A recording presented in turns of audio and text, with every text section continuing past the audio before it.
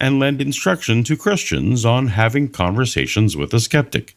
As such, I think there's value to both Christians and skeptics alike to exploring what some thoughtful responses might be, rather than the pat answers that Frank predicts. I may even go more than 10, but I'm just going to give you the 10. Yeah, Frank's not a stickler for his own format. And if I meet somebody for the first time, the first thing I'm asking people is, hey, where are you from? What do you do? I just want to know something about them. What's your story? This makes sense for face-to-face conversations with a stranger. How do you do, fellow kids? What? Evangelistic foreplay. And then after you have a little bit of interaction with them, you might want to say, how were you raised? Were you brought up in a religious home? Why, yes, I was. My parents are both evangelical Christians of Mennonite heritage.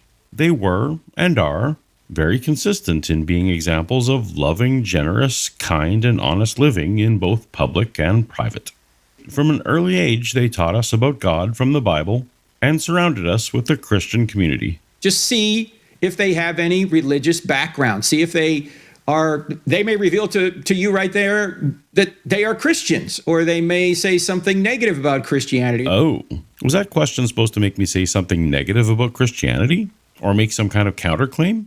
With just a vague prompt about my upbringing? Now, at that point, now you can use the questions we've talked about several times from Greg Koukl's book, Tactics. Ah, yes. The best-selling communication strategy book from Greg Koukl. I've done a few videos on it myself, as some of the tactics advocated fall short of honest dialogue. But today, Frank will stick to the parts that are basically active listening, that go back to the time-tested Socratic method from centuries before Koukl hit the scene. I would advocate for these as well, so let's proceed. If they come out with a statement, a declarative statement, which I didn't. I'm calling this number 2 on my list, is what do you mean by that? What do you mean by that is a great question for either side to use. So many disagreements are simply people using the same words but in different ways. And most people will hold to beliefs or make statements without having given them careful introspection. So, what do you mean by that? Can help both parties.